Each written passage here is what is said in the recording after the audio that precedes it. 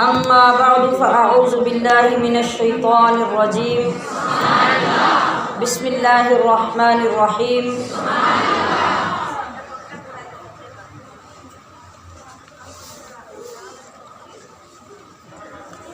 رب اشرح لي صدري ويسر لي أمري واحلل عقدة من لساني يفقهوا قولي. سبحانك لا علم لنا إلا ما علمتنا إنك أنت العليم الحكيم.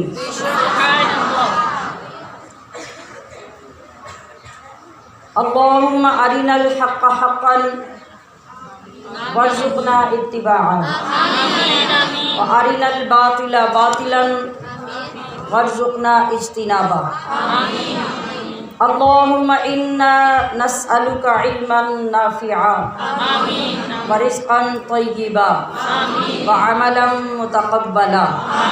إن الله وملائكته يصلون على النبي يا أيها الذين آمنوا صلوا عليه وسلموا تسلیما. بچوں کو اپنے صاحب ایمان بناؤ. میں نے کل گزارش کی تھی نا کہ اس کو پڑھنے پڑھانے کا اگلا موضوع کل ذکر کریں گے.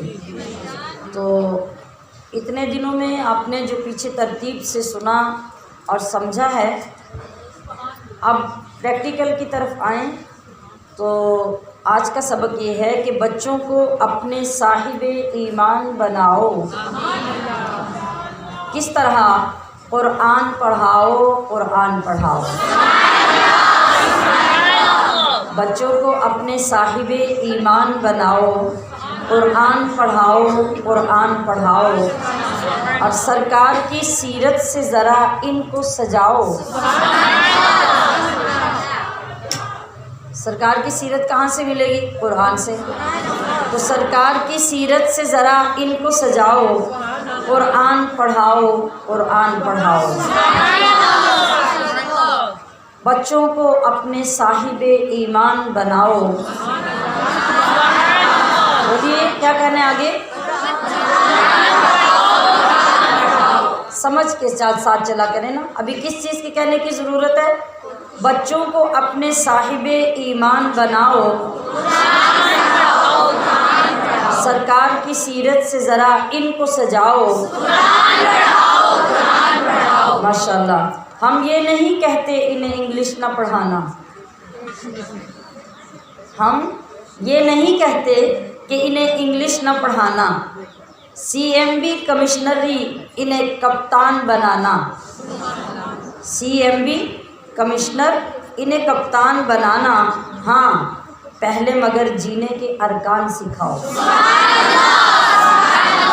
پہلے مگر جینے کے ارکان سکھاؤ. تو کیا کرو؟ قرآن پڑھاؤ، قرآن پڑھاؤ.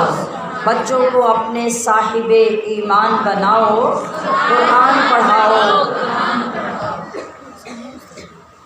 اور BSB کراؤ، انہیں MBA کراؤ. BSB کراؤ، انہیں MBA کراؤ. سائنس بھی پڑھاؤ اور چاند پہ جاؤ. کیا بولا؟ BSB کراؤ، انہیں MBA کراؤ، سائنس بھی پڑھاؤ اور چاند پہ جاؤ. ہے شرط مگر پہلے مسلمان بناؤ. ہے شرط مگر پہلے مسلمان بناؤ. کس طرح؟ قرآن پڑھاؤ. جذبے سے کہیں قرآن پڑھاؤ، قرآن پڑھاؤ. سرکار کی سیرت سے ذرا ان کو سجاؤ، قرآن پڑھاؤ. دنیا کی بھی تعلیم ضروری ہے پڑھانا. دنیا کی بھی تعلیم ضروری ہے پڑھانا. جیون کا گزارا ہے ہنرمند بنانا. اخلاق اور تہذیب کا مقصد نہ بھلاؤ. قرآن پڑھاؤ، قرآن پڑھاؤ. قرآن پڑھاؤ، قرآن پڑھاؤ. سرکار کی سیرت سے ذرا ان کو سجاؤ. قرآن پڑھاؤ، قرآن پڑھاؤ. اور کالج کا ہے ماحول ہمیں پاک ہے کرنا. کالج کا ماحول ہمیں پاک ہے کرنا. اب بنت ہوا کو ہے حیادار بھی بننا۔ پھر توجہ، کالج کا ماحول ہمیں پاک ہے کرنا، اب بنت ہوا کو ہے حیادار بھی بننا، پردہ وہ انہیں فاطمہ کا یاد دلاؤ، پردہ وہ انہیں فاطمہ کا یاد دلاؤ، قرآن پڑھاؤ، قرآن پڑھاؤ، قرآن پڑھاؤ۔ کیوں علم سے خالی میں کروں بیٹی کا دامن، کیوں علم سے خالی میں کروں بیٹی کا دامن، پہلا جو مدرسہ ہے وہ گھر کا ہی ہے آنگن، پہلا جو مدرسہ ہے وہ گھر کا ہی ہے آنگن، جنت کی اسی راہ کو آسان بناؤ، جنت کی اسی راہ کو آسان بناؤ، کیا کرو؟ قرآن پڑھاؤ، قرآن پڑھاؤ، بچوں کو اپنے صاحب ایمان بناؤ، قرآن پڑھاؤ، قرآن پڑھاؤ۔ باقی اور کیا کرنا ہے وہ کل سمجھیں گے۔ الحمدللہ ثم الحمدللہ حمدن کثیرا۔ آج رب العزت نے ہمیں اس ماہ مقدس کا پہلا جمعۃ المبارک عطا کیا، اور آپ کو معلوم ہے کہ ہر روزہ جب ہم شروع کرتے ہیں اس کا اختتام ہوتا ہے تو اللہ رب العزت ہر افطاری کے وقت 6 لاکھ لوگوں کو بخشش کی نوید سناتا ہے۔ جب جمعۃ المبارک آتا ہے تو پچھلے گزرے ہوئے تمام دنوں کو جمع کر کے اس کو ملٹیپلائی کیا جاتا ہے، جتنے لوگ پچھلے دنوں میں بخشے جا چکے ہوتے ہیں اللہ رب العزت جمعہ کی افطاری میں اتنے لوگوں کو بخشنے کا وعدہ فرماتا ہے۔ آج جس طرح سے آپ ماشاءاللہ اللہ کے اس گھر میں تشریف لائے ہیں جہاں سے یہ روشنی پھیلی اور اس نے آپ کو گجرات کے کونے کونے تک پہنچایا۔ گجرات کے کونے کونے کے کہنے کا مطلب ہے کہ فزیکلی آپ ہر روز ماشاءاللہ جن تمام جگہوں کو اپنا گواہ بنا رہے ہیں وہ قیامت کے دن آپ کے لیے بڑی عظمتیں لے کر آئیں گی۔ جس روڈ سے ہر روز آپ کی گاڑی گزر رہی ہے اور جس میرج ہال میں 3 گھنٹے گزر رہے ہیں، انہیں معمولی مت سمجھیے، لیکن جمعہ کے دن ہم اس شکرانے کے لیے اس مرکز میں یعنی مرکزی جامعہ سیف رحمانیہ میں حاضر ہوتے ہیں تاکہ ہم اللہ کا اس جگہ پہ بیٹھ کر شکر ادا کر سکیں جہاں سے یہ روشنی پھوٹی، کریا کریا، پوجا پوجا، بستی بستی کو روشن کیا، اور نہ صرف بستیوں کو بلکہ ہمارے دلوں کی اجڑی بستیوں کو بھی روشن کیا۔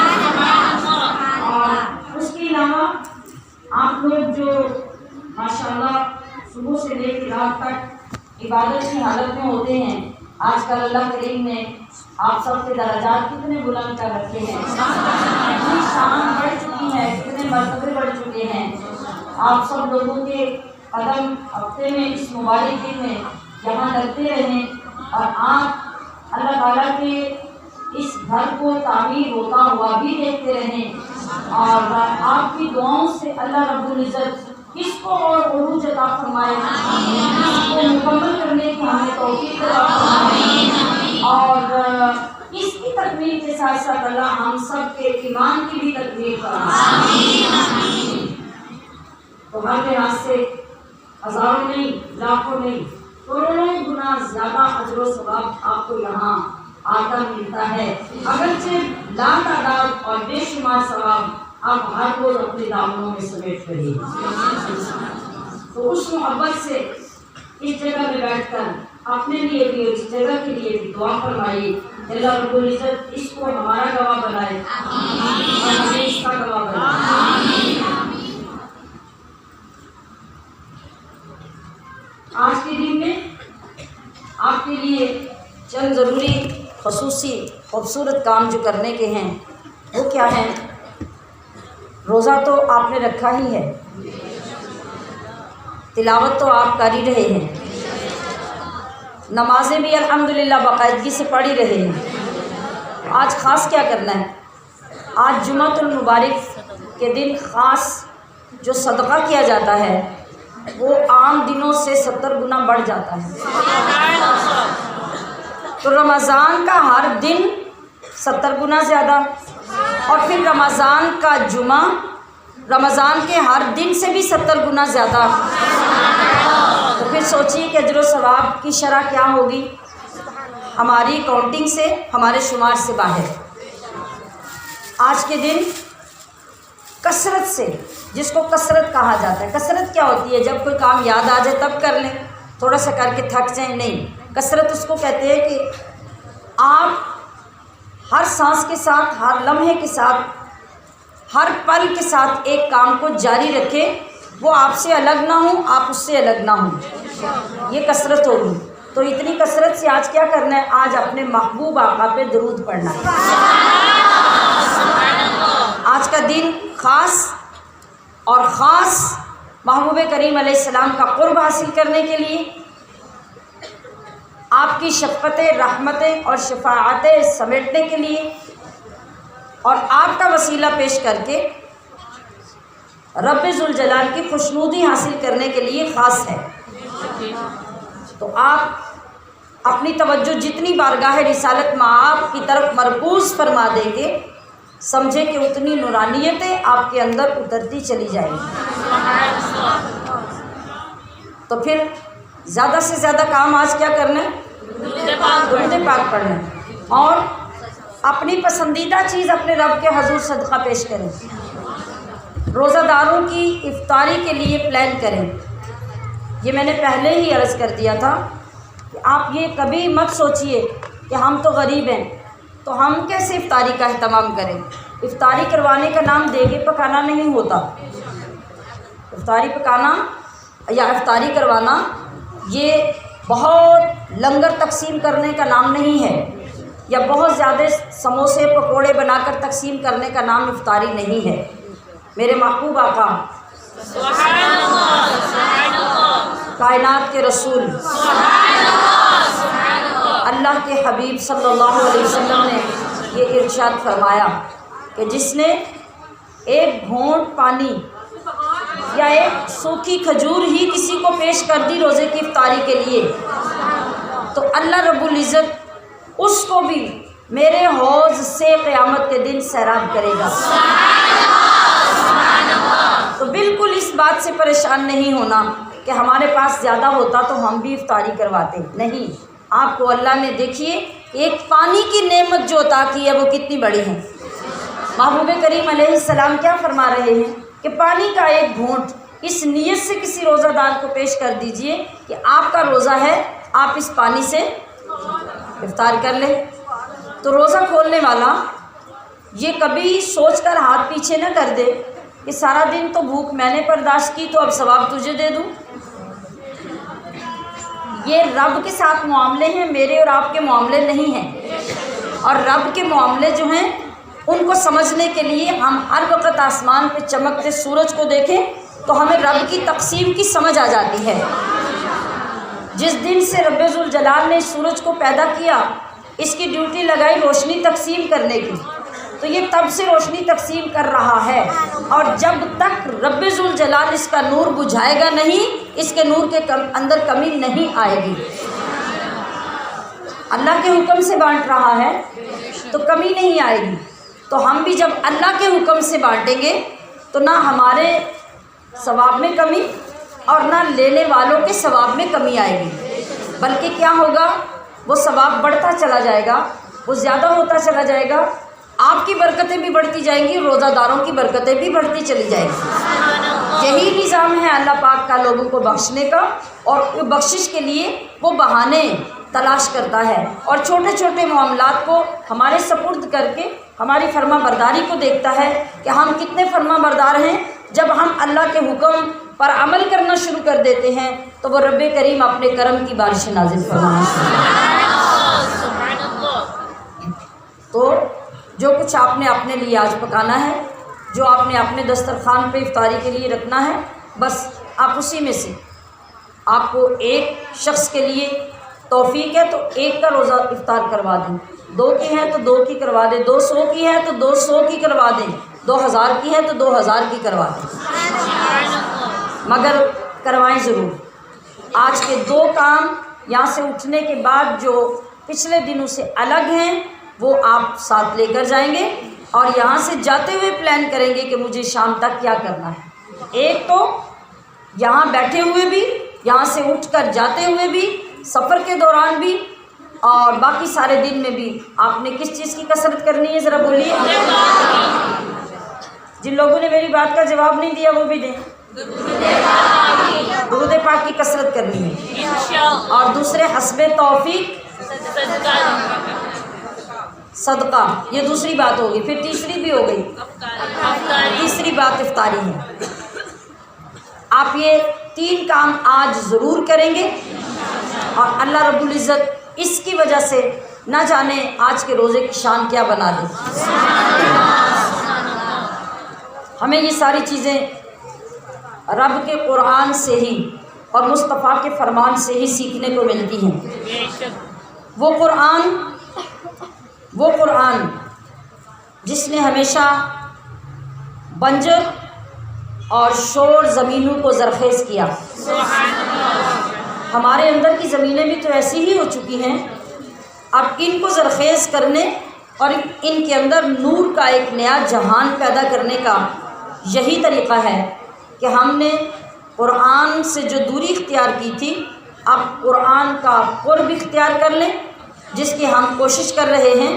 ابھی میں نے آپ سے سوال ویسے نہیں کیا کہ اتنے دنوں میں کتنے لوگوں کو کتنا قرب نصیب ہوا ہے، وہ میں جان بوجھ کے پینڈنگ کر رہی ہوں، یا آپ تھوڑے سے مضبوط ہو جائیں تو پھر سوال کرو۔ سوچنے کی بات یہ ہے ہمشیران محترم کہ ہم نے پڑھا کہ قرآن شفا ہے، ہم نے پڑھا قرآن ہدایت ہے، ہم نے پڑھا قرآن رحمت ہے اور ایمان والوں کے لیے ہے، اور الحمدللہ ہم بھی اپنے آپ کو ایمان والا ہی کہلاتے ہیں۔ یہ الگ بات ہے کہ بنتے کم ہیں لیکن کہلواتے ضرور ہیں۔ تو عزیزات گرامی قدر، آج ہمیں قرآن سے وہ شفا کیوں نہیں ملتی جس کا رب اعلان فرماتا ہے؟ آج قرآن سے ہمیں وہ نور کیوں حاصل نہیں ہوتا جس نور نے پوری دنیا میں نورانیت پھیلائی؟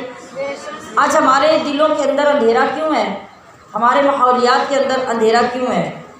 اگر کل اس قرآن کو پڑھنے والے طاقتور تھے تو آج ہم اس قرآن کو گھروں میں رکھنے کے باوجود کمزور کیوں ہیں؟ اگر کل اس قرآن سے جڑنے والے لوگ بڑے پاک باز تھے، بڑے بہادر تھے اور ہر مارکے میں غالب آنے والے تھے، تو آج ہم ہر طرف سے پستی کا شکار کیوں ہیں؟ ہم مغلوب کیوں ہیں؟ ہر ایک ہمارے اوپر آج غلبہ کیوں کر لیتا ہے؟ غور کرنے کی ضرورت ہے۔ جب غور کریں تو اس بات کی سمجھ آتی ہے کہ ایک تو یہ کہ ہم نے عملی طور پر اس کتاب کو اپنا حقیقی رہنما ماننا چھوڑ دیا ہے۔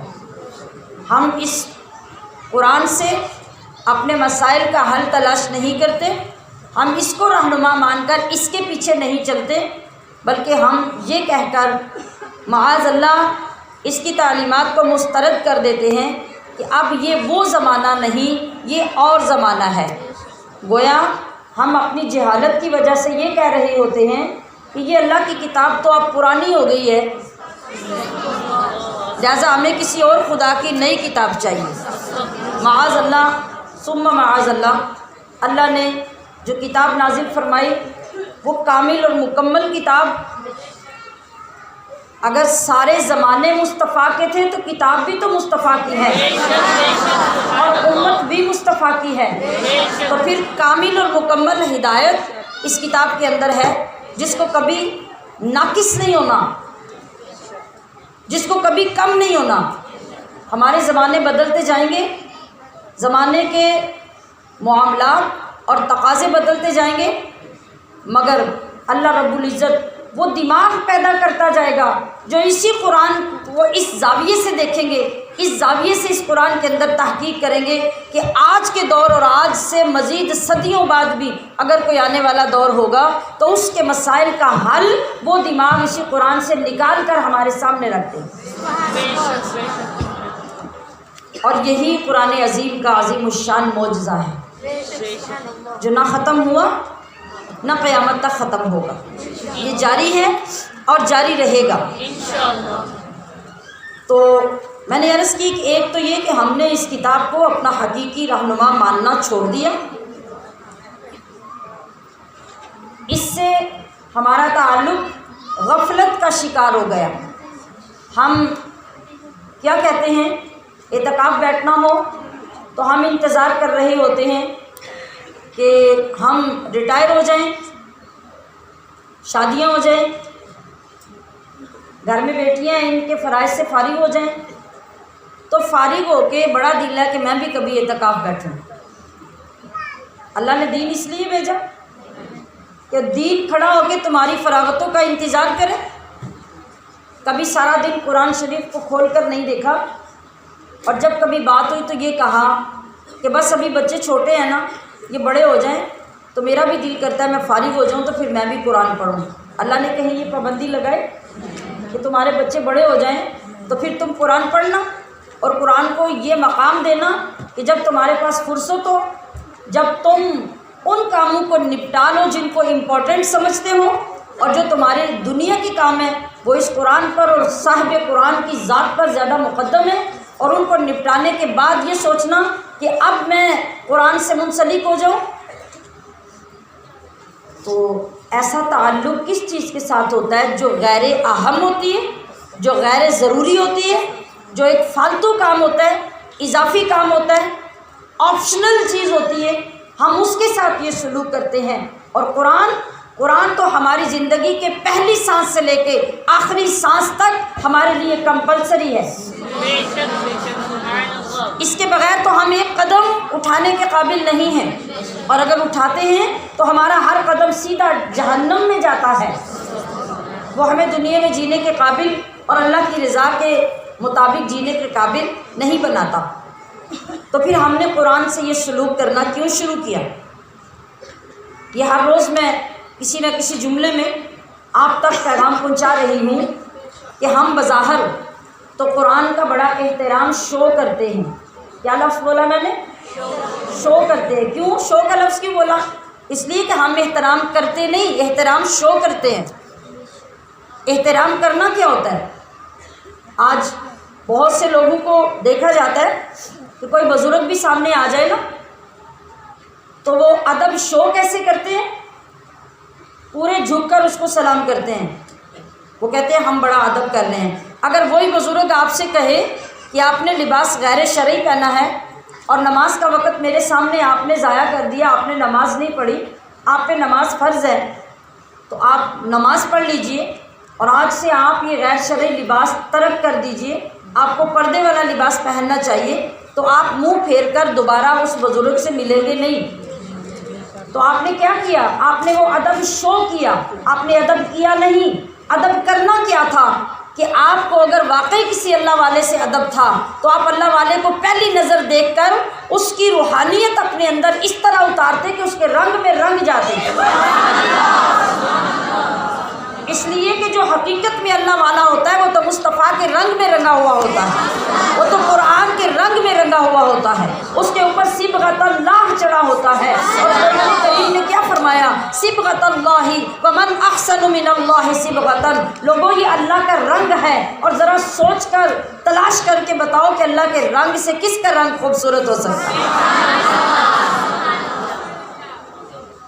اب آپ کو جملے کی سمجھ آ گئی ہوگی کہ میں نے کہا کہ ہم ادب شو کرتے ہیں۔ اب قرآن پاک کے ساتھ بھی ہم یہی کرتے ہیں، ہم قرآن کریم کو نکالتے ہیں اور اس کو پکڑ کر ہم دونوں ہاتھوں سے اٹھاتے ہیں، کبھی سینے سے بھی لگا لیتے ہیں اور کبھی چوم بھی لیتے ہیں، اور کچھ لوگ کچھ زیادہ ادب دکھانے کے لیے اپنے دوپٹے کا پلو لے کے قرآن شریف کے غلاف کو صاف کر رہے ہوتے ہیں، حالانکہ آپ کے دوپٹے سے قرآن کے غلاف کی نسبت اعلیٰ ہے۔ ہاں جی، آپ کے دوپٹے کو تو گندے ہاتھ بھی لگے ہوں گے، بے وضو ہاتھ بھی لگے ہوں گے، بچوں نے بھی ہاتھ لگائے ہوں گے، آپ اس کو ادب سمجھتے ہیں۔ تو دیکھیے ہر چیز کے لیے ایک ضابطہ ہوتا ہے، جو ہمارا دل کرے ہم وہ کرتے جائیں، یہ دین نہیں ہوتا۔ دین وہ ہوتا ہے جس کے ضابطے رب کریم نے اتارے ہیں، دین وہ ہوتا ہے جس کے اعلانات قرآن کریم نے کیے ہیں، دین وہ ہوتا ہے جس کو رسول کریم نے بیان فرمایا ہے۔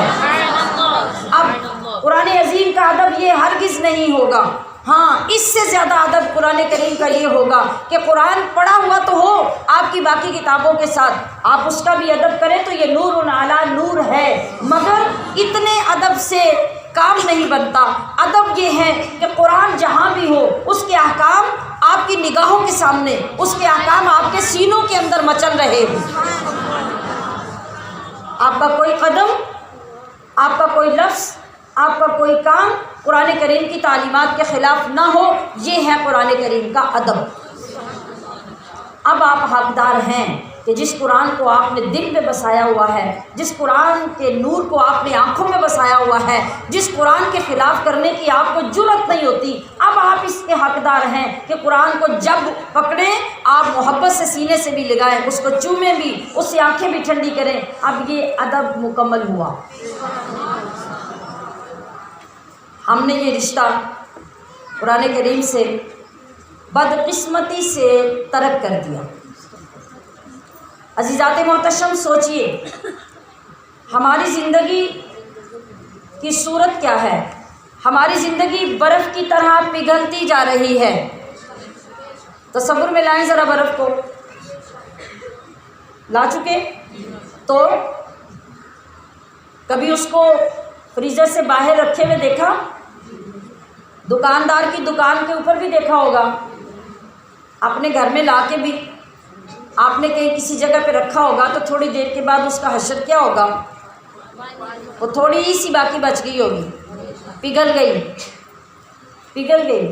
جب بندہ اس دنیا میں آتا ہے وہ اپنی پوری عمر لے کے آتا ہے، اور پھر جو اس کے دن گزرتے جاتے ہیں اب اس کی زندگی میلٹ ہو رہی ہے، وہ پگھل رہی ہے۔ پگھلنے کا مطلب کیا ہے؟ وہ کم ہو رہی ہے۔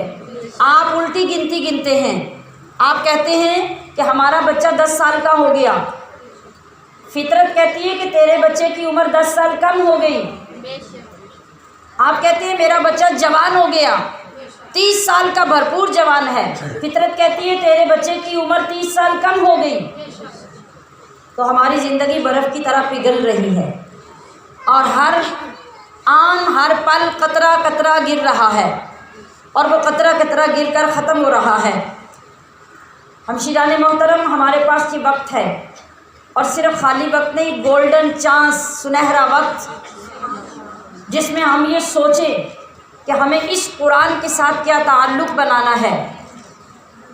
اگر آج بھی ہم چاہتے ہیں کہ ہمارے اسلاف کی عزتیں لوٹ آئیں، مسلمان کی عظمت پلٹ کر آ جائے، ہمارے غلبے اور ہماری فتحیں واپس آ جائیں، ہمارے مقامات کی بلندی اور عروج واپس آ جائے، ایک ہی کام کرنے کی ضرورت ہے کہ قرآن سے ٹوٹا ہوا تعلق جوڑ لو، اس سے صلح کر لو، اور اس کی صلح آپ کو واپس اس مقام پہ لے آئے گی جس مقام پہ ابو بکر صدیق تھے، جس مقام پہ عمر عثمان تھے، جس مقام پہ علی المرتضیٰ تھے، جس مقام پہ اصحاب صفہ تھے، کہ وہ انہی قرآن کی آیات کو سینوں میں بسا کر نکلتے تھے، تو جدھر رخ کرتے تھے وہاں کیا ہوتا تھا؟ مقدر بدل جاتے تھے،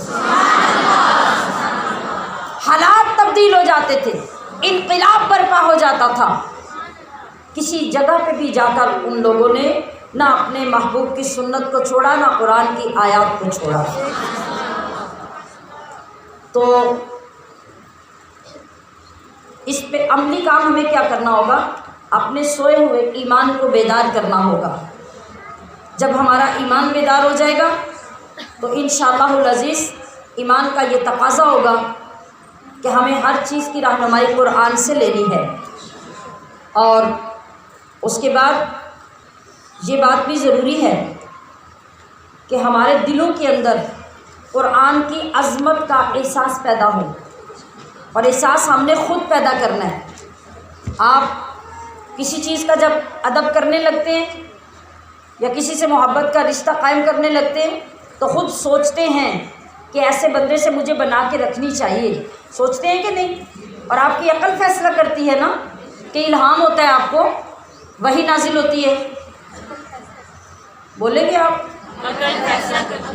عقل فیصلہ کرتی ہے کہ اس بندے کے ساتھ لگ جانے میں میرے بڑے فائدے ہیں، میری عزت میں اضافہ ہے، میری واقفیت میں اضافہ ہے، میرے معاملات میں آسانی ہے، میری مشہوری ہو جاتی ہے، لوگ مجھے جاننے لگ جاتے ہیں، اس لیے آپ مشہور و معروف بندے کے ساتھ اپنے تعلق بنا لیتے ہیں تو فائدہ ہی فائدہ ہو جاتا ہے۔ اب یہی چیز عقل سے سوچ کر ہمیں فیصلہ کرنا ہے کہ ہمیں قرآن کے ساتھ رشتہ جوڑنے میں بڑے فائدے ہیں،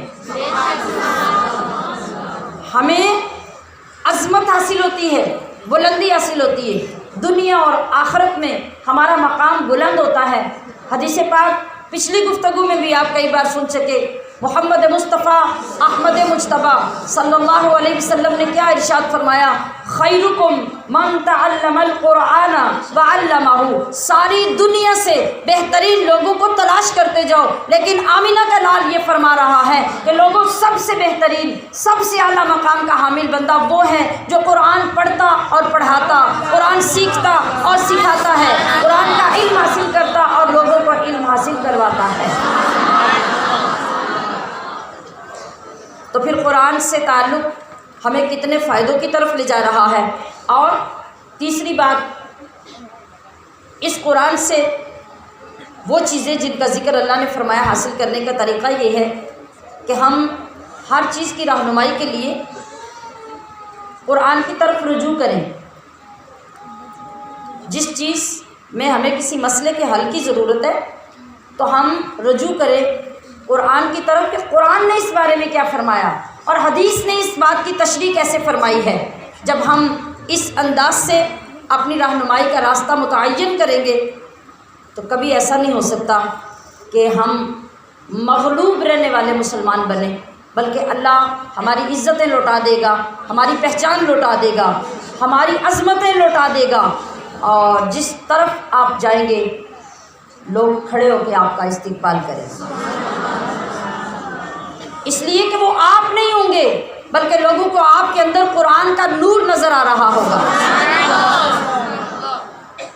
تو سامعات محتشم، ہمارے لیے ہر انداز سے دیکھنے کے بعد یہ بات ثابت ہو گئی کہ ہمارا جتنا تعلق قرآن کریم سے کمزور رہے گا ہم اتنے کمزور رہیں گے، اور جتنا یہ تعلق مضبوط ہو جائے گا ہم بھی اتنے مضبوط ہو جائیں گے۔ اور ہم اس سے سب سے پہلا تعلق جو جوڑ کر کامیاب ہو سکتے ہیں وہ ہے قرآن کریم کی صحیح تلاوت۔ آغاز جہاں سے ہوگا، وہ تلاوت آپ کے اندر محبت پیدا کرے گی۔ جب آپ اسے محبت سے پڑھیں گے کہ مجھے صرف پڑھو نہ بلکہ مجھے سمجھو بھی، اور پھر اگلا قدم اٹھے گا تو قرآن سے رشتہ پہلے سے اور زیادہ مضبوط ہو جائے گا۔ آئیے پھر اسی تناظر میں آج کے سبق کی طرف بڑھتے ہیں۔ اعوذ باللہ من الشیطان الرجیم، بسم اللہ الرحمن الرحیم، قل من كان عدوا لجبريل فإنه نزله على قلبك بإذن الله مصدقا لما بين يديه وهدى وبشرى للمؤمنين، من كان عدوا لله وملائكته ورسله وجبريل وميكال فإن الله عدو للكافرين، وَلَقَدْ أَنزَلْنَا إِلَيْكَ آيَاتٍ بَيِّنَاتٍ وَمَن يَكْفُرْ بِهَا إِلَّا الْفَاسِقُونَ، أَوَكُلَّمَا عَاهَدُوا عَهْدًا نَبَذَهُ فَرِيقٌ مِّنْهُم بَلْ أَكْثَرُهُمْ لَا يُؤْمِنُونَ، وَلَمَّا جَاءَهُمْ رَسُولٌ مِّنْ عِندِ اللَّهِ مُصَدِّقٌ لِّمَا مَعَهُمْ نبذ فريق من الذين أوتوا الكتاب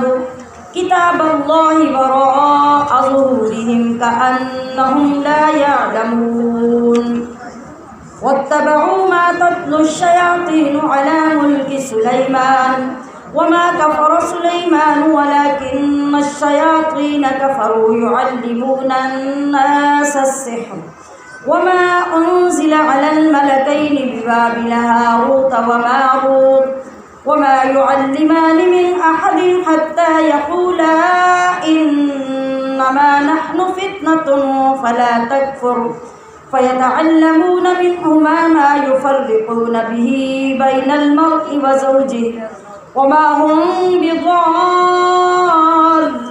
به من أحد إلا بإذن الله ويتعلمون ما يضرهم ولا ينفعهم وَلَقَدْ عَلِمُوا لَمَنِ اشْتَرَاهُ مَا لَهُ فِي الْآخِرَةِ مِنْ خَلَاقٍ وَلَبِئْسَ مَا شَرَوْا بِهِ أَنفُسَهُمْ لَوْ كَانُوا يَعْلَمُونَ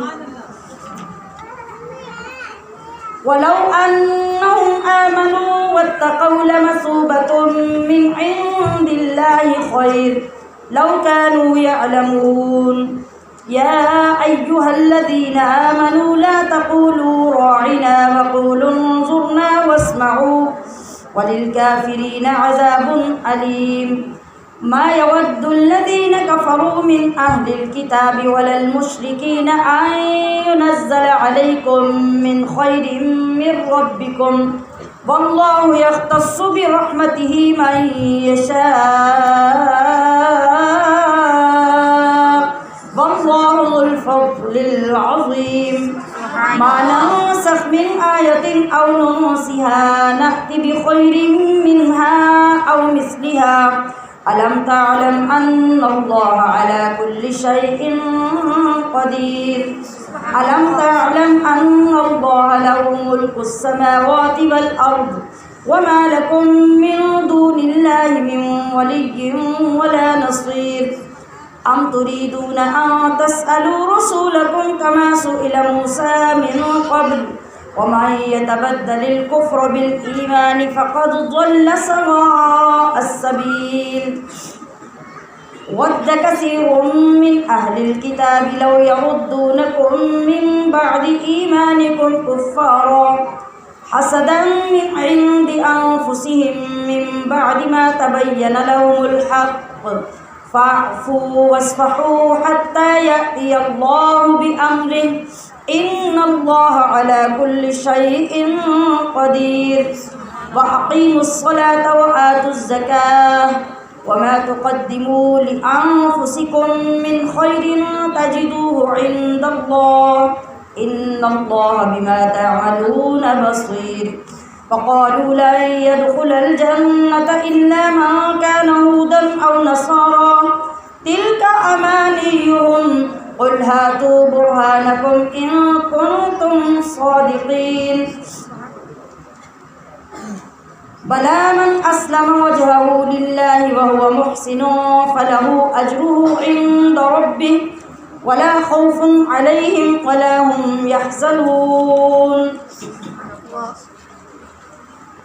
صدق اللہ مولانا العظیم.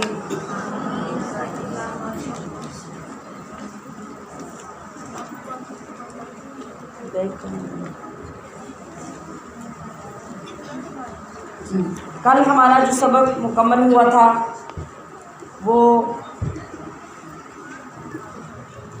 یہودیوں کے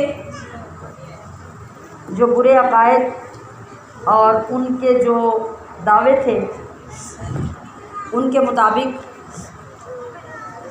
ان کی وہ تمام چیزیں بیان کی گئیں جو آپ نے کل کے سبق میں سنی. اور آج آگے جو سبق شروع ہو رہا ہے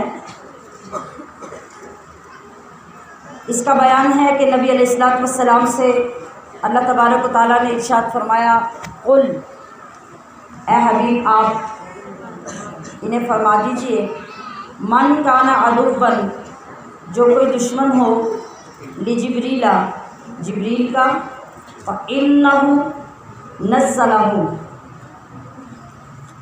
تو بے شک اس نے تو اتارا ہے یہ قرآن علی قلبی کا آپ کے دل پر بِإِذْنِ اللَّهِ اللہ کے حکم سے مصدقاً یہ تصدیق فرماتا ہے لما بین یدیہ ان کتابوں کی جو اس سے آگے ہیں، وہدی اور ہدایت، وبشریٰ اور بشارت یعنی خوشخبری، للمؤمنین ایمان والوں کے لیے۔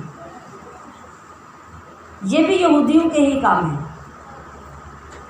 یہ نبی کریم صلی اللہ علیہ وسلم سے پوچھنے لگے کہ جو فرشتہ آپ کے پاس قرآن لے کے آتا ہے اس کا نام کیا ہے؟ نبی علیہ الصلوۃ والسلام نے ارشاد فرمایا کہ جبریل میرے پاس قرآن لے کر آتا ہے۔ تو یہودیوں کا ایک پیشوا تھا جس کا نام ابن سوریہ تھا، اس نے کہا کہ جبریل تو ہمارا پرانا دشمن ہے، وہی ہمارے پیچھے بڑوں پر عذاب لے کے آتا تھا، وہی قوموں کو زمینوں میں دھنسا دیتا تھا،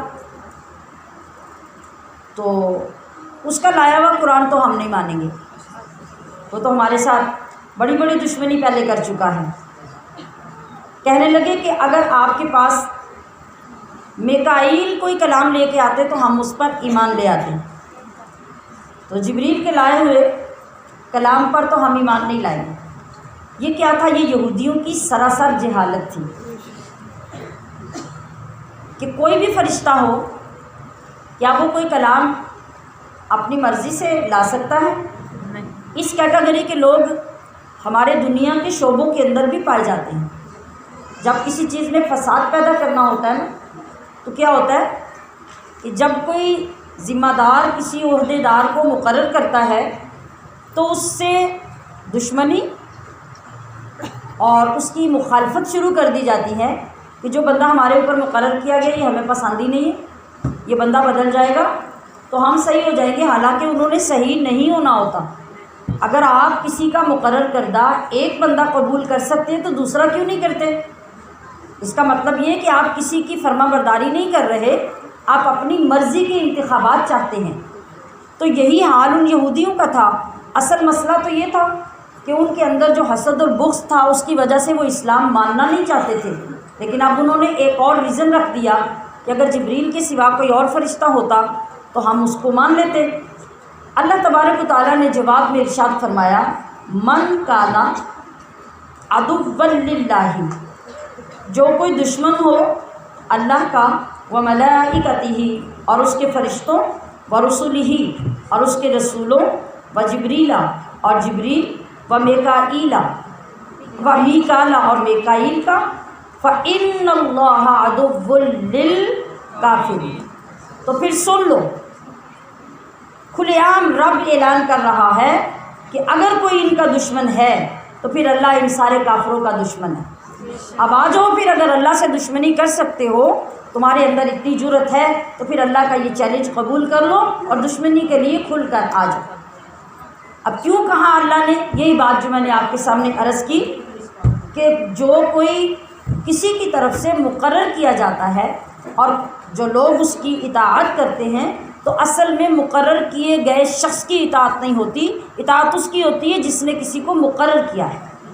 تو جبریل اپنی مرضی سے تو کوئی کلام نہیں لاتے تھے، جبریل کو رب کریم نے منتخب فرمایا تھا اور وہ سارے نبیوں پر وحی لانے کی ڈیوٹی دیتے تھے۔ میکائیل کی اپنی ڈیوٹی تھی، اسرافیل کی اپنی ڈیوٹی تھی، عزرائیل کی اپنی ڈیوٹی ہے، اسی طرح جبرائیل کی بھی اپنی ڈیوٹی ہے۔ تو اللہ نے وضاحت فرما دی کہ جو کوئی ان سب میں سے کسی کی دشمنی کرے تو وہ اللہ سے دشمنی کر رہا ہے، تو پھر اللہ ان سارے کافروں کا دشمن ہے۔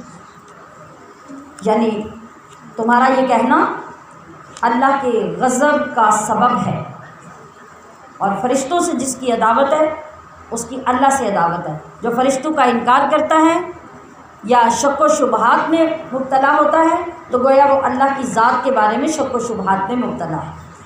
وَلَقَدْ أَنزَلْنَا اور بے شک ہم نے اتاری، الیکا آپ کی طرف، آیتیں بینات روشن، وما یکفر بہا اور نہ انکار کریں گے ان آیتوں کا الا الفاسقون مگر فاسق لوگ۔ جس کے اندر معمولی سا بھی ایمان ہے وہ کبھی اللہ کی آیتوں کا انکار نہیں کرے گا۔ ہاں جب کبھی کسی نے انکار کیا تو بظاہر وہ جتنا بھی متقی نظر آئے سمجھ لو کہ وہ فاسق ہے، اللہ کا نافرمان ہے۔ آوا کلما عاہدوا، آوا کلما، اور کیا جب کبھی عاہدوا باندھتے ہیں وہ، عہدن کوئی عہد، یا کرتے ہیں وہ کوئی عہد، نبذہ تو پھینک دیتا ہے اسے، فریقن ایک فریق، منہم ان میں سے، بل اکثرہم بلکہ ان میں بہت سو کو، لا یؤمنون ایمان حاصل نہیں، یا ان میں سے بہت سے ایمان نہیں لاتے۔ وَلَمَّا جَاءَهُمْ، اور جب کبھی تشریف لایا ان کے پاس، رسول، یہ رسول کون ہے؟ اس رسول سے مراد ہمارے پیارے آقا محمد الرسول اللہ، من عند اللہ، اللہ کے ہاں سے، مصدق تصدیق فرماتا ہوا، لما معہم ان کتابوں کی جو ان کے پاس تھی، نبذ فریق تو پیچھے پھینک دی کتاب ایک فریق نے، من الذین ان لوگوں میں سے، اوتوا الکتاب جن کو کتاب دی گئی، یعنی کتاب والوں میں سے ایک گروہ نے اس کتاب کو پس پشت ڈال دیا۔ پس پشت ڈالنے کا مطلب میں نے پچھلے دنوں میں بھی عرض کیا تھا، ہم نے سارا یہ سمجھ لیا کہ قرآن کی طرف پیچھ نہ کرو۔ قرآن کی طرف پیچھ کرنے کا یہ مطلب نہیں کہ اگر قرآن پیچھے ہے اور آپ آگے بیٹھے تو آپ کافر ہو جائیں گے، نہیں، کافر آپ تب ہوں گے جب قرآن کے احکام کو پیچھے ڈالیں گے۔ اگر کسی مجبوری کے تحت، کسی عذر کے تحت، کسی گیدرنگ میں، رش میں، ازدحام میں اگر کوئی آپ کے پیچھے قرآن لے کے ہے بھی، یا گزرا بھی ہے، یا بیٹھا بھی ہے، تو اس کا تو اتنا گناہ نہیں ہوگا، مگر کفر تو اس وقت صادر ہوگا، اور شدید قسم کا گناہ اس وقت ہوگا جب قرآن آپ کے اندر موجود ہے اور آپ اس کے احکام کو پیچھے ڈالتے ہیں، ان کی پرواہ نہیں کرتے۔ پیچھے ڈالنے کا یہ مطلب ہوتا ہے۔ کتاب اللہ، اللہ کی کتاب کو، وراء پیچھے، ظہورہم اپنی پیٹھوں کے، کأنہم لا یعلمون گویا کہ وہ کچھ جانتے ہی نہیں، اس طرح اس سے لا تعلق ہو جاتے ہیں۔ واتبعوا تو ایسا کر کے وہ کس چیز کے مرتکب ہوئے؟ انہوں نے پیروی کی، ماں اس کی، تتلو جو پڑھا کرتے تھے، الشیاطین شیطان، علی ملکی سلطنت میں، سلیمان کی یعنی سلیمان کی بادشاہت کے زمانے میں، وما کفر اور نہ کفر کیا، سلیمان نے، ولکن الشیاطین اور لیکن شیطان، کافر ہوئے۔ وہ کیا کرتے تھے؟ یعلمون وہ سکھاتے تھے، الناس لوگوں کو، السحر جادو،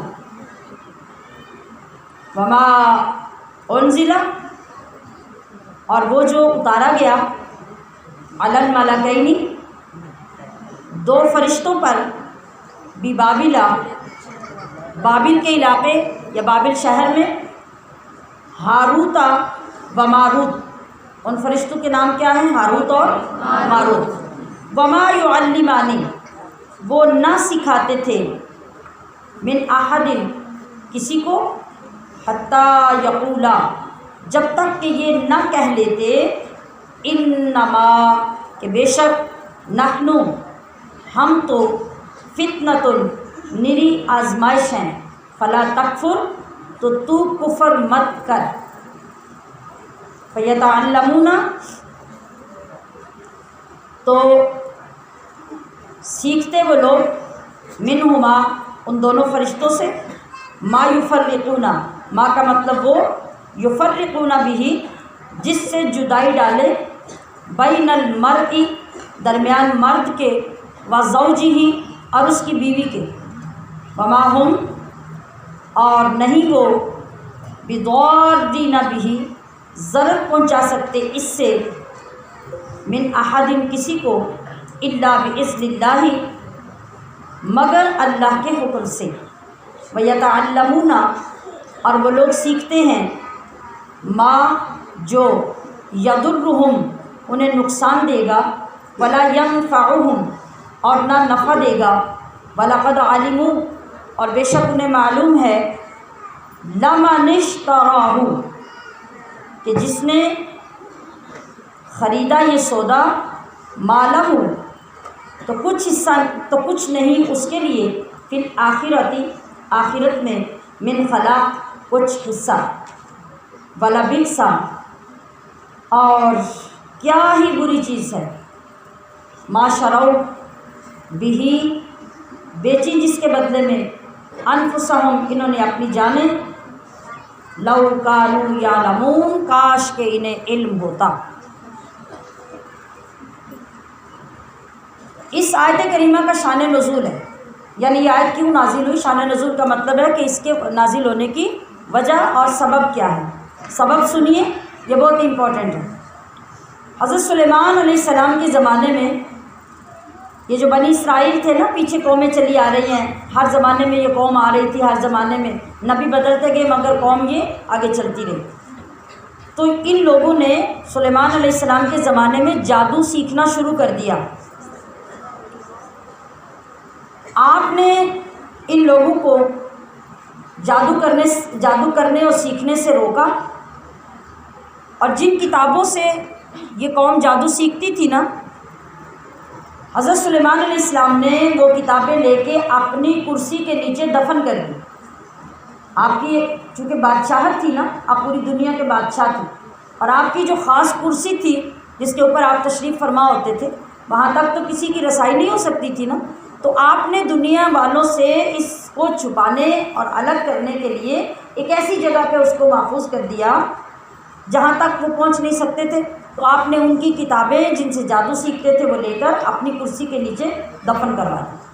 حضرت سلیمان علیہ السلام جب وفات پا گئے، آپ کا وصال ہوا، تو جو شیطان تھے نا، شیطان، آپ ذرا غور کرتے جائیے کہ کس زمانے میں، کس جگہ پہ، کس مقام پہ اس شیطان نے بندے کو چھوڑا ہے۔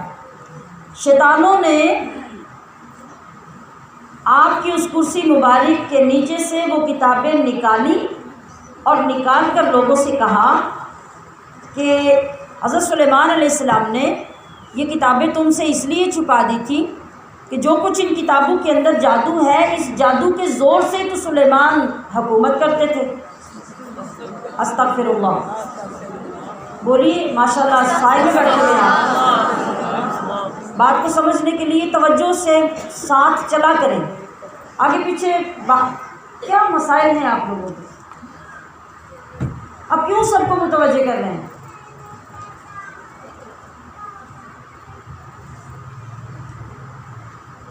توجہ فرمائیے، چیز کی امپورٹنس کی طرف دیکھا کریں کہ آپ کو جو بات سمجھائی جا رہی ہے وہ کتنی قیمتی ہے۔ آگے پیچھے دیکھنا، کوئی کسی کی پرابلم ہے تو اسے آپ خود حل کرنے دیں۔ شیطانوں نے کیا کیا کہ وہ کتابیں نکال کر لوگوں کے دلوں میں ڈالا، ان کو کہا کہ جو سلیمان علیہ السلام ساری دنیا میں حکومت کرتے تھے، بادشاہت تھی، وہ ان کتابوں کی وجہ سے تھی، اس لیے انہوں نے یہ چھپا دی۔ تو جو بنی اسرائیل کے اس وقت بھی نیک لوگ تھے، علماء تھے، انہوں نے شیطانوں کی بات ماننے سے انکار کر دیا۔ انہوں نے کہا کہ ایسا ہرگز نہیں ہے، لیکن ہر قوم میں، ہر زمانے میں جاہل لوگ بھی ضرور ہوتے ہیں جو شیطان کے پیچھے چلتے ہیں، جو نفس کے پجاری ہوتے ہیں۔ ان لوگوں نے جب شیطانوں کی یہ باتیں سنی تو عالموں کی بات ماننے سے انکار کر دیا اور ان کتابوں کی طرف ٹوٹ پڑے، اور پھر ہر بندہ جادو سیکھنے میں دوبارہ مشغول ہو گیا۔ اللہ کے نبیوں کے اوپر جو کتابیں نازل ہوئی تھی ان کتابوں کو چھوڑ دیا، اور معاذ اللہ سلیمان علیہ السلام پر جادو سیکھنے والوں نے ملامت کرنا شروع کر دی، یعنی ان کو برا سمجھنا شروع کر دیا کہ سارا کمال ان کا نہیں تھا بلکہ ان کتابوں کا کمال تھا جو جادو کی وجہ سے ہمارے اوپر مسلط تھے، معاذ اللہ ثم معاذ اللہ۔ نبی کریم صلی اللہ تعالیٰ علیہ وسلم کے زمانے تک ان قوموں کا یہی حال رہا، اور یہ اسی طریقے سے جادو کرتے رہے، اور یہی وجہ تھی کہ یہودیوں کے اندر سب سے زیادہ گندا، غلیظ اور سخت قسم کا جادو ہوتا تھا۔ تو اب قرآن کریم اس لحاظ سے بھی کتنا بڑا معجزہ ہے کہ حضور نبی علیہ الصلوۃ والسلام تو سلیمان علیہ السلام کے زمانے میں موجود نہیں تھے، ظاہری طور پر فزیکلی موجود نہیں تھے، مگر آپ علیہ الصلوۃ والسلام پر جب یہ کتاب مبین نازل ہوئی تو اللہ رب العزت نے اس کتاب کے ذریعے سے اپنے محبوب کو پیچھے کی ساری ہسٹری بتا دی، اور اس کتاب کے وجہ سے اللہ کے پیارے نبی صلی اللہ علیہ وسلم نے ان کی پچھلی پشتوں کے یہ سارے کرتوت اور سلیمان علیہ السلام کے زمانے میں جو کچھ انہوں نے کیا تھا میرے اور آپ کے آقا نے ان کے سامنے بیان فرما دیا، جو کھلم کھلا آپ کا معجزہ تھا کہ آپ کو تو کوئی بتانے نہیں آیا۔ یہودی تو دشمن تھے آپ کے، وہ تو نہیں بتاتے تھے اپنے بڑوں کی باتیں، تو پھر کس نے بتائیں؟ پھر اللہ نے بتائی، اور اللہ نے اس کلام میں نازل فرمایا۔ تو اب نبی علیہ الصلوۃ والسلام نے ان لوگوں کے سامنے حضرت سلیمان علیہ الصلوۃ والسلام کی برات کا اظہار فرمایا کہ وہ تو اللہ کے نبی تھے، وہ معصوم تھے، وہ پاک تھے، اور اللہ کی وحی کے مطابق وہ دنیا میں حکومت کرتے تھے۔ اور اب اس سے یہ بھی پتہ چلا کہ جب اللہ کے مقرب بندوں پر اور بالخصوص اللہ کے نبیوں پر الزامات لگتے ہیں تو اللہ خود ان الزامات کو دور فرماتا ہے، اور یہ اللہ کی سنت ہے کہ اللہ اپنے محبوبوں پر الزامات لگ جائیں تو ان کو خود دور فرماتا ہے اور ان کی کلیئرنس فرماتا ہے۔ اب جو سلیمان علیہ السلام پر جو جادوگری کی تہمت لگائی گئی اور یہ چیزیں بیان کی گئی، اور ہاروت ماروت جو فرشتے ہیں ان کے بارے میں بھی بعض تفاصیل میں بھی جو باتیں لکھی ہیں وہ مستند نہیں لکھی ہوئی، اور طرح طرح کے قصے ان کے بارے میں بتائے گئے ہیں۔ مثلا یہ کہ دنیا میں آئے اور یہ ہاروت ماروت بھی آ کر کسی عورت کے عشق میں مبتلا ہو گئے، اور اللہ پاک نے ان کو ایک سزا کے طور پر ایک کنویں میں قید کر دیا۔ اس طرح کی کہانیاں، اس طرح کے واقعات جو ہیں وہ تفاصیل میں بھی بعض غیر تحقیقی طور پہ لکھے جا چکے ہیں، بیان کرنے والے بیان بھی کر دیتے ہیں۔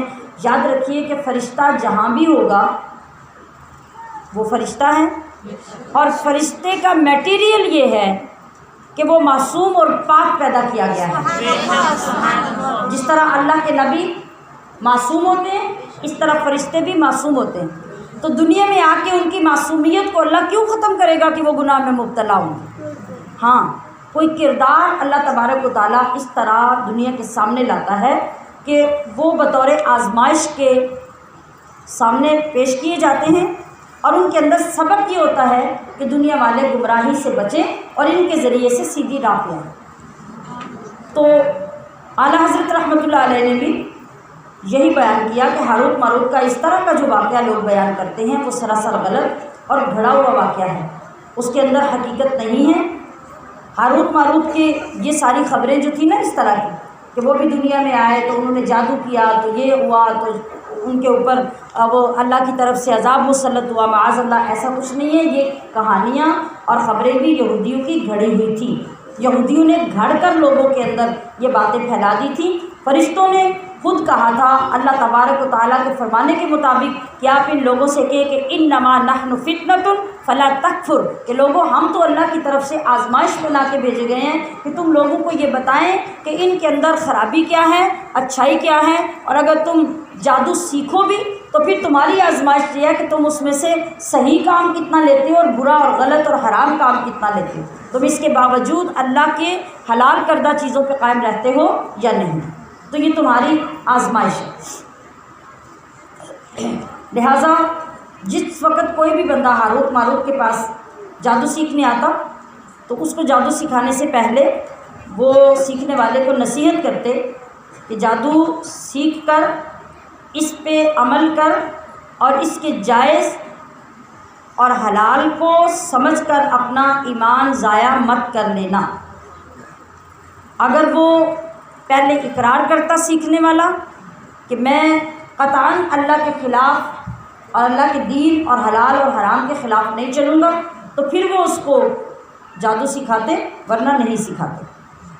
یعنی یہ ایک علم ہے نا، تو اگر آپ اس لیے اس کو سیکھتے ہیں کہ جو بندہ حرام طریقے سے لوگوں کو ہلاک کر رہا ہے اور لوگوں کو نقصان پہنچا رہا ہے۔ آپ اگر اس نیت سے وہ جادو سیکھتے ہیں کہ آپ اس کے غلط جادو پر اثر انداز ہو کے اس کے جادو کو ختم کروا کے لوگوں کو مصیبت سے آزاد کروا دیں، تو اس نیت سے جادو کو سیکھنا درست ہوگا۔ لیکن اگر آپ لوگوں کو ہلاک کرنے، نقصان پہنچانے اور ان کو مصائب و آلام میں مبتلا کرنے کے لیے خود حرام کام کر کے جادو کرتے ہیں، تو یہ سراسر کیا ہوگا؟ حرام ہوگا، حرام ہوگا۔ وَلَوْ أَنَّهُمْ آمَنُوا، اور اگر وہ لوگ ایمان لاتے، وَاتَّقَوْا، اور پرہیزگاری کرتے، لَمَثُوبَةٌ مِنْ عِنْدِ اللَّهِ خَيْرٌ، تو ثواب ہوتا اللہ کے یہاں بہت اچھا، لَوْ كَانُوا يَعْلَمُونَ، کاش کہ انہیں علم ہوتا۔ یا ایھا الذین آمنوا، اے ایمان والو، لا تقولوا، نہ کہو، راعنا، یہ لفظ عربی کا ہے اور اسی لفظ کو کہنے سے منع کیا گیا ہے، اس لیے اس کا ترجمہ بھی میں راعنا ہی پڑھ رہی ہوں۔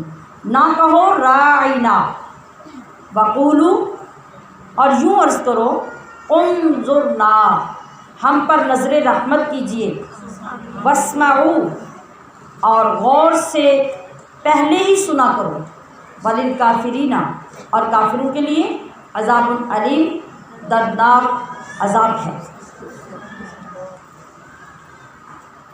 اب یہ آیت کریمہ جو ہے، اس میں نبی کریم صلی اللہ علیہ وسلم کا کمال ادب امت کو سکھایا گیا ہے۔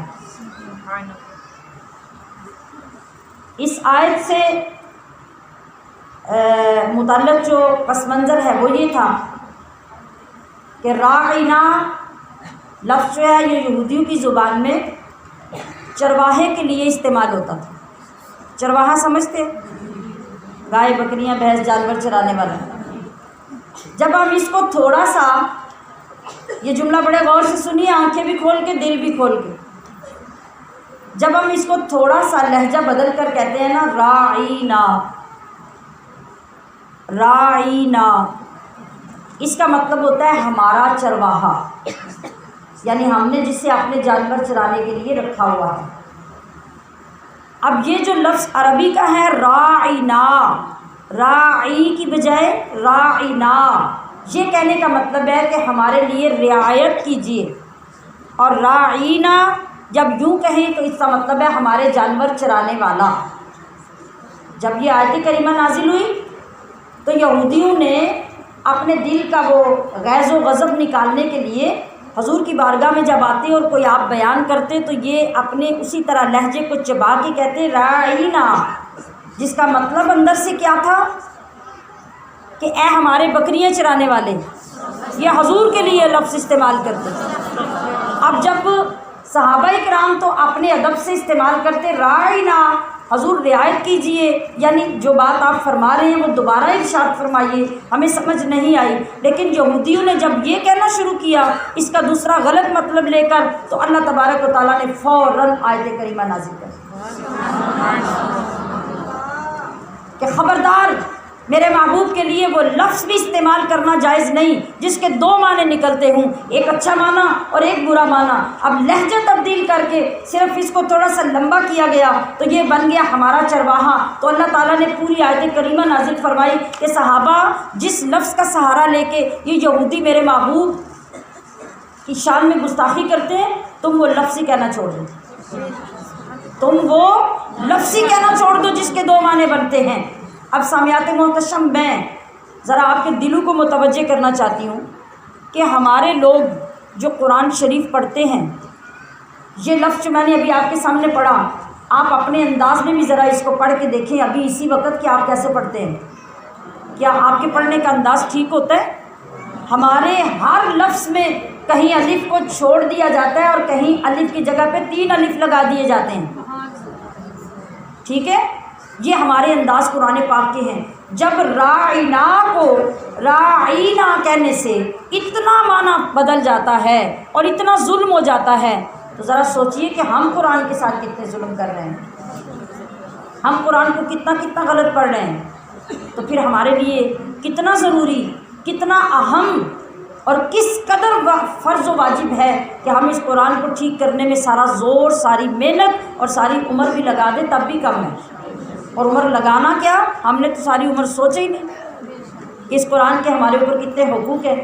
تو اللہ نے کیا فرمایا، اللہ نے لفظ بدلوا دیا، فرمایا تم رائنا کہو ہی نہ، تم کہو انظرنا، کہ یا رسول اللہ نظر کرم کیجیے، اور اس سے بھی زیادہ احتیاط کی بات یہ ہے کہ اے لوگوں واسمعوا، یہ بھی میرے نبی کی شان میں گستاخی ہے کہ تم پہلی بات غور سے سنو ہی نہ اور بعد میں سوچنے بیٹھ جاؤ کہ آپ نے کیا فرمایا، ہمیں سمجھ نہیں آئی، اس کی نوبت ہی نہیں آنی چاہیے۔ یہی وجہ ہے حدیث پاک میں ہے کہ جب حضور کی بارگاہ ہوتی اور آپ علیہ الصلوۃ والسلام کچھ بیان فرما رہے ہوتے تو صحابہ اس طرح آپ کی بارگاہ اقدس میں بیٹھے ہوتے جیسے سروں کے اوپر چڑیاں بیٹھی ہوئی، سروں کو ہلانے کی ضرورت نہیں ہوتی، نظریں گھمانے کی ضرورت نہیں ہوتی، دل کو کسی دوسری طرف متوجہ کرنے کی ضرورت نہیں ہوتی، کہیں آقا علیہ السلام کا بولا ہوا کوئی لفظ اسکپ نہ ہو جائے، ہمارے کانوں تک نہ پہنچے اور ہم سمجھ نہ سکے۔ اللہ نے کہا کہ گنجائش یہ ہے کہ تم انظرنا کہہ لیا کرو، لیکن اعلیٰ درجہ یہ ہے کہ تمہیں یہ بھی کہنے کی نوبت نہ آئی، پہلے ہی پوری توجہ سے بات کو سنا کرو۔ یہ آداب ہیں اللہ اور اس کے رسول کے کلام کو سننے کے۔ ما یود الذین، نہیں چاہتے الذین کافروا، کافر، من اہل الکتاب، جو کتابی ہیں، ولا المشرکین، اور جو مشرک ہے، یعنی نہ مشرکوں سے نہ اہل کتاب میں سے جو کافر ہیں وہ یہ نہیں چاہتے ان ینزل، کہ اترے علیکم تم پر، من خیر کوئی بھلائی، من ربکم تمہارے رب کی طرف سے، واللہ یختص، یعنی ان کی نیتیں تو یہی ہیں کہ کوئی خیر کی بات آسمان سے آئے گی، اللہ کوئی بات اتارے نہ، لیکن اللہ کو کون روک سکتا ہے؟ اللہ فرما رہا ہے واللہ یختص، اور اللہ تو خاص کرتا ہے برحمتہ ہی، اپنی رحمت سے، من یشاء، جسے چاہے۔ نہ وہ کسی غریب کو دیکھتے ہیں، نہ امیر کو، نہ کسی خوبصورت کو، نہ بدصورت کو، نہیں، وہ اپنی رحمت کے لیے جسے چاہے منتخب کر لے، چاہے تو عثمان غنی کو کر لے، چاہے تو بلال حبشی کو کر لے، اس سے کون پوچھ سکتا ہے؟ واللہ ذو الفضل العظیم، اور اللہ بڑے فضل والا ہے۔ ما ننسخ،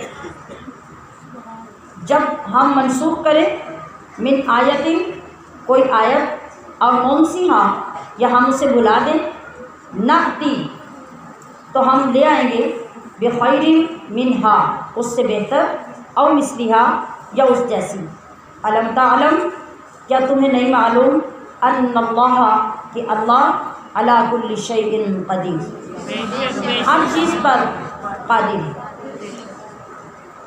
قرآن کریم کی کچھ آیتیں جو پہلے نازل ہوئیں اور بعد میں ان کا حکم ختم فرما دیا، اللہ نے کسی دوسری آیت کے ذریعے فرمایا کہ پہلے اس کام کے کرنے کا حکم تھا، اب یہ کام نہیں کرنا۔ بعض آیتیں ایسی آئیں جن میں پہلے کسی کام سے منع کر دیا اور بعد میں آیات نازل کی کہ جو کام پہلے منع تھا اب اس کی اجازت دے دی۔ اب اس کے اندر بے شمار حکمتیں ہو سکتی ہیں، ہماری نیچر ہم نے تو نہیں بنائی، ہمارے رب نے بنائی ہے، اور ہماری نیچر کو رب جانتا ہے کہ ہم کس طریقے سے کسی لائن پہ آنے والے لوگ ہیں، ہم کس طریقے سے کسی چیز کو تسلیم کرتے ہیں۔ تو اللہ تبارک و تعالیٰ نے ہماری فطرت کے مطابق احکام نازل کیے، جب کسی چیز کی ضرورت پڑی تو اس سے منع کر دیا، جب کسی چیز کی ضرورت پڑی تو اس کی اجازت دے دی، ہماری طبیعتوں کے مطابق۔ جب یہ چیزیں ہوئیں تو ان لوگوں نے، یہودیوں نے، عیسائیوں نے اس چیز پہ بھی اعتراض کیا کہ اگر اللہ اللہ ہے تو کیا اللہ کو پہلے نہیں پتا کہ کیا حکم بھیجنا ہے؟ جب حیا ختم ہو جائے انسان کے اندر تو پھر جس پہ چاہے وہ بات کر لے، پھر اسے کوئی فرق نہیں پڑتا۔ انہوں نے کہا کہ اگر اللہ سچا ہے اور اللہ کا یہ کلام سچا ہے، آپ کہتے ہیں کہ اللہ کا کلام ہے، تو اللہ کو پہلی دفعہ نہیں پتا کون سا حکم بھیجنا ہے؟ اس نے پہلے یہ کیوں بھیجا اور اب یہ کیوں بھیجا؟ پہلے والا کیوں منع کیا اور اب اس سے پتہ چلا کہ یہ نہیں ہونا چاہیے تھا، یہ ہونا چاہیے تھا؟ کس قدر بے حیائی اور کس قدر بے باکی ہے۔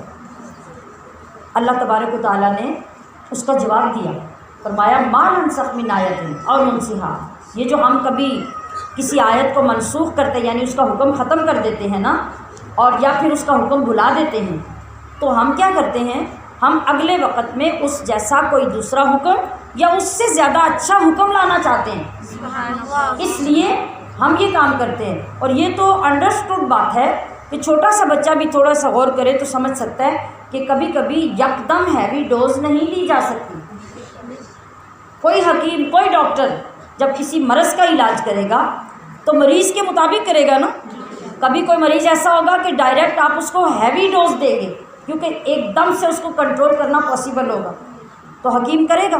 اور کبھی مریض کمزور ہوگا یا اس کی عادتیں اتنی پکی ہو چکی ہوں گی کہ اس کو چھڑانے کے لیے کچھ ٹائم، کچھ سپیس چاہیے ہوگی، تو کیا کرتا ہے حکیم اور ڈاکٹر کہ اس کے مطابق ایک وقت میں ایک چیز کی اجازت دے دیتے ہیں، اور جب دیکھتے ہیں کہ اب گنجائش پیدا ہو گئی ہے تو اس کی اجازت ختم کر دیتے ہیں۔ تو یہ بات سمجھنے والی ہے کہ نہیں؟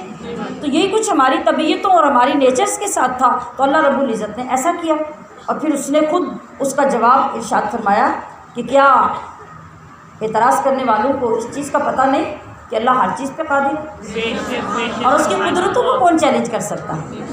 علم تعلم، کیا تمہیں نہیں معلوم ان اللہ، کہ وہ اللہ ہی ہے، لہ ملک السماوات والارض، اسی کی بادشاہی ہے آسمانوں میں اور زمین میں، تو بادشاہ کو کون سمجھائے گا؟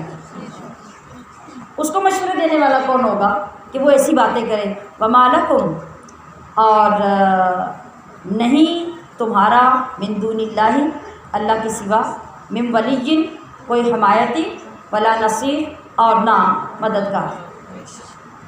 ام تریدون، کیا تم یہ چاہتے ہو، ان تسألو، کہ تم سوال کرو، رسولکم، اپنے رسول سے، کما، ویسا سوال، سئل موسیٰ، جو موسیٰ سے کیا گیا تھا۔ یعنی اے میرے محبوب کے زمانے کے یہودیوں، آج تم بھی یہی چاہتے ہو کہ جیسے تمہارے بڑوں نے موسیٰ کے زمانے میں موسیٰ سے سوال کیے تھے الٹے سیدھے، اس طرح سے آج تم میرے محبوب سے بھی سوال کرنا چاہتے ہو؟ تو سن لو، وَمَن يَتَبَدَّلْ، اور جو کوئی بدلے میں لے، الکفر، کفر، بالایمانی، ایمان کے، فقد ضل، تو بے شک وہ بھٹک گیا، سواء السبیل، سیدھی راہ سے۔ ود کثیر، چاہا بہت سے، من اہل الکتابی، کتابیوں نے، لو یردونکم، کاش کہ وہ تم سب کو بھی پھیر دیں، کدھر، من بعد ایمانکم، تمہارے ایمان لانے کے بعد، کفارا، کفر کی طرف۔ یعنی وہ سارا زور لگاتے رہے نا، کہ جو ان کے رشتہ دار، جو ان کے آس پاس والے ایمان لاتے تو پورا زور لگاتے کہ تم تو بے وقوف ہو، تم تو پاگل ہو، تمہارے پاس تو کوئی دلیل ہی نہیں ہے، تم نے اللہ کو دیکھا نہیں، فرشتوں کو دیکھا نہیں، کس چیز پہ ایمان لاتے ہو؟ اور اسی طرح سے سر توڑ کوشش کر کے مسلمانوں کو دوبارہ گمراہ کرنے کی کوشش کرتے ہیں۔ کیوں؟ قرآن نے فرمایا حسدن، یہ حسد تھا ان کے اندر، من عند انفسہم، جو ان کے اندر تھا اپنے دلوں کے حسد کی وجہ سے۔ حسد کس چیز کا تھا؟ من بعد، بعد اس کے، ما تبینہ، جب کہ ظاہر ہو چکا، لہم الحق، ان کے لیے حق، کہ جو ان کی اپنی کتابوں میں لکھا تھا، آخری زمانے میں نبی آئیں گے، کتاب آئیں گی، اس جگہ پہ رسول تشریف لائیں گے، اس مقام پہ آئیں گے، یہ سب کچھ انہوں نے اپنی کتابوں کے مطابق دیکھ لیا ہے۔ اب اس حسد کی وجہ سے خود تو ایمان نہیں لاتے، تمہیں بھی ایمان پہ قائم نہیں رہنے دیں۔ تو فاعفو، تو تم چھوڑ دو، وصفحو، اور درگزر کرو، حتیٰ، یہاں تک کہ، یأتی اللہ، لے آئے اللہ، بامرہ، اپنا حکم، ان اللہ علی کل شیء قدیر، بے شک اللہ ہر شے پر قادر ہے۔ وَأَقِیمُوا الصَّلَاةَ، اب آ کے دیکھیے کہ مسلمانوں کو کیا تاکید کی جا رہی ہے کہ نماز قائم رکھو، وآتوا الزکاۃ، اور زکوٰۃ دو، وما تقدموا، اور جو تم آگے بھیجو گے، لانفسکم، اپنی جانوں کے لیے، من خیر، کوئی بھلائی، تجدوہ، تو یہ مت سمجھنا وہ ضائع ہو جائے گی، بلکہ تم اسے پاؤ گے، عند اللہ، اللہ کے ہاں۔ اللہ پاک نے ارشاد فرمایا نا کہ جو کوئی ذرہ برابر بھی نیکی کا کام کرے گا تو یہ مت سمجھے کہ وہ ذرہ برابر چھوٹا سا ہے، معمولی سا ہے تو وہ گم ہو جائے گا، نہیں، من یعمل مثقال ذرۃ خیرا یرہ، اس کو بھی اپنے رب کے حضور آ کے وہ دیکھے گا کہ رب نے سنبھال کے رکھا ہو۔ ان اللہ بما تعملون بصیر، کہ بے شک اللہ تمہارے اعمال کو دیکھ رہا ہے، آپ سب کو بھی دیکھ رہے ہیں، جو سو رہے ہیں ان کو بھی دیکھ رہے ہیں، جو جاگ رہے ہیں ان کو بھی دیکھ رہے ہیں۔ وقالو، اور وہ بولے کون، یعنی اہل کتاب، لن یدخلا، ہرگز نہ جنت میں ہرگز نہ داخل ہوگا الجنت، جنت میں، الا من، مگر وہ، کان ہودن، جو یہودی ہوا، او نصارا، یا نصرانی، تلک امانیہم، اللہ فرما رہا ہے کہ یہ سارے ان کے خیال ہیں، یہ ساری ان کی بھول ہے، یہ سارے ان کے گمان ہیں۔ قل، آپ ذرا انہیں یہ فرما دیجئے، ہاتو، کیا کرو، ہاتو، لے آؤ، برہانکم، اپنی دلیل، ان کنتم صادقین، اگر تم سچے ہو، یعنی جتنے تم اوٹ پٹانگ دعوے کر رہے ہو، اگر تم ان میں اپنے آپ کو سچا سمجھتے ہو تو پھر اس کی دلیل لاؤ، اور دلیل پیش کرو، لوگوں کو ثبوت دو کہ دیکھ لو یہ جنت ہے تو جنت میں یہودی ہیں، یہ دیکھ لو یہ جنت ہے تو جنت میں عیسائی ہیں، یا کوئی مسلمان نظر نہیں آ رہا تو لوگ تمہاری بات مان لیں، تو تمہارے پاس تو اس کی کوئی دلیل ہی نہیں ہے، صرف تم لوگوں کو گمراہ کر رہے ہو، حالانکہ اصل معاملہ تو اس کے برعکس ہے کہ جو یہودی یہودی رہا اور عیسائی عیسائی رہا اور مصطفیٰ کریم پر ایمان نہیں لایا تو وہ تو جنت کی خوشبو بھی نہیں پا سکے گا، جنت پہ جانا تو دور کی بات ہے۔ بلا، ہاں، کیوں نہیں، من اسلمہ، جس نے جھکایا، وجہہ، اپنا منہ، للہ، اللہ کے لیے، وہوا، اور وہ، محسن، نیکار ہے، فلہ اجرہ عند ربہ، تو اس کے لیے اس کے رب کے ہاں اجر ہے، ولا خوف علیہم، ایسا اجر کہ نہ ان کو کوئی خوف ہوگا، ولا ہم یحزنون، اور نہ وہ غمگین ہوں گے۔ سبحان ربک رب العزت عما یصفون وسلام علی المرسلین والحمد للہ رب العالمین۔ آج ہم بالکل لیٹ نہیں کر سکتے، ہمارے بھائیوں نے باہر سے پیغام دیا تھا کہ اسکول کی چھٹی جلدی ہے، لہٰذا پورے وقت پہ لوگ باہر تشریف لے آئے، اس لیے میں نے مختصر سبق آج ختم کیا، آگے کبھی نہیں کیا، تو پوری طور سے دعا